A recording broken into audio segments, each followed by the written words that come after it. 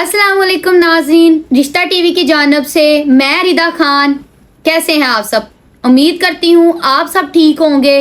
रिश्ता टीवी लेके आया है पंजाब भर से आपके लिए नए रिश्ते। अब आपको परेशान होने की ज़रूरत नहीं।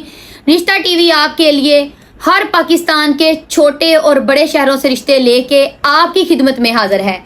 आज अगर हम बात करें हमारे रिश्तों के रिलेटेड, तो हमारा जो पहला रिश्ता है वो हमारा रिश्ता है जी साहिवाल से। इस रिश्ते में मैं आपको एक लड़की की डिटेल बताऊंगी। ये रिश्ता एक लड़की के लिए है जिसकी उम्र 26 साल है। अगर बात की जाए लड़की की तालीम की, तो लड़की ने FA किया हुआ है और लड़की की जो ज़ात है वो राजपूत भट्टी फैमिली से बच्ची बिलोंग करती है। अगर बात की जाए लड़की के कद की, तो लड़की का कद है जी 5 फुट और 5 इंच। इसके अलावा लड़की के खानदान की बात की जाए, तो लड़की के खानदान में लड़की के 3 भाई हैं और लड़की 1 बहन है।